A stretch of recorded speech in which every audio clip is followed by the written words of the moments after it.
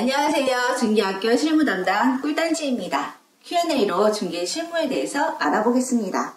오늘은 임대차 계약서 작성할 때 특약사항에 대해서 알아보겠습니다.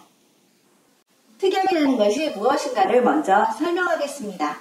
표준 계약서를 사용하면 일반적인 민법과 주택 임대차 보호법에 나와 있는 일반적인 조항들이 이미 계약서 일반 규정으로 적용되어 있습니다.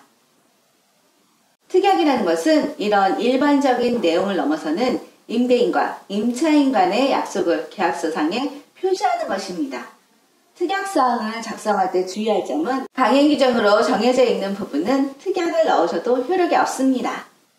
주택 임대차 보호법에 따르면 임대차 기간은 2년으로 한다 라고 되어 있고 2년보다 짧은 계약은 임차인의 효력이 없다 이렇게 되어 있습니다. 그 말이 무슨 말이냐면 1년짜리 계약을 하시더라도 쌍방 합의하에 1년만 살고 나가는 건 상관없지만 임차인이 난 2년까지 살겠어요 라고 주장을 하신다면 2년 보장이 된다는 것입니다. 특약으로 무조건 1년 계약으로 한다. 1년을 넘어서면 명도소송을 합니다. 아니면 1년을 넘어서서 계속 살 경우에는 얼마의 위약금이 발생합니다. 라는 특약을 작성해도 그런 효력이 없다는 것입니다. 이것이 바로 강행 규정입니다. 특약사항 문구를 한번 알아보겠습니다. 그 첫 번째로 현 시설 상태의 계약입니다. 이 문구는 꼭 적어야 하는 사항 중에 하나입니다. 중개를 함에 있어서 기준 시점을 표시하고 계약을 하고 잔금일까지 물건의 변동사항이 생겼다면 책임의 소재가 되기도 합니다. 임대인은 잔금까지는 현재 상태를 유지하고 있다가 물건을 인도해 주어야 하는 책임이 있습니다. 두 번째로 임대차 계약할 때 전세, 월세, 보증금 마련을 위해서 대출 많이 받으시죠. 대출을 받을 것을 전제로 계약을 하는데 만약 계약을 한 이후에 대출이 안 나올 때 어떻게 하실지를 두 분이서 의논을 해서 특약을 작성하는 것이 좋습니다. 임차인 입장에서 유리한 문구를 한번 살펴보겠습니다. 전세 대출이 일어나지 않을 경우에는 계약은 파기되고 기존에 지급하였던 계약금은 그대로 반환한다 라고 작성을 하면 임차인에게 유리한 문구가 되겠습니다.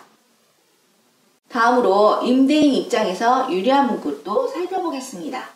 전세 대출이 일어나는 여부는 임차인의 책임이며 전세 대출이 일어나지 않는다는 이유로 계약을 파기할 경우에는 임차인은 계약금을 포기하여야 한다 라고 작성을 하면 임대인 입장에서 유리한 문구가 되겠습니다. 위약금 규정 정하기. 특약에는 위약 시 어떻게 하는지를 적어 놓는 게 핵심 포인트입니다.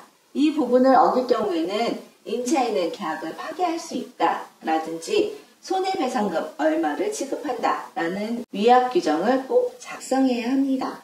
월세나 전세 계약할 때 반려동물 키울 수 없습니다 라는 특약을 많이 작성하는데요. 어겼을 때 어떻게 할지도 적어 놓으시는 게 좋습니다. 반려동물은 키울 수 없다. 만약에 임차인이 무단으로 반려동물을 키우다가 적발될 때는 도배 및 장판 비용으로 100만 원을 지급한다. 이런 특약을 적어 놓으시면 어겼을 때 어떻게 할지도 정할 수 있습니다. 벽에 못을 못 받게 하는 임대인분들 많이 계신데 특약사항으로 TV 설치 등을 위해서 벽에 타공을 할 때는 임대인 동의를 얻어서 진행한다. 동의 없이 진행했을 때에는 못 하나당 도배 비용으로 10만 원씩 지급한다. 이런 특약을 작성하시면 좋을 것 같습니다. 그 밖에 여러 가지 특약들도 협의해서 작성해야 하고 특약이라는 것이 한쪽만 주장한다고 해서 작성할 수 있는 건 아닙니다. 임대인과 임차인 간에 협의하시면 어떤 형태로든 작성할 수 있습니다. 다만 그 내용은 강행 규정을 위반하지 않는 범위 내에서 작성하실 수 있다는 점 다시 한번 상기시켜 드립니다. 오늘은 임대차 계약서 작성 시 특약사항에 대해서 알아보았습니다. 지금까지 시청해 주셔서 감사합니다. 중개학교 실무 담당 꿀단지였습니다. 감사합니다.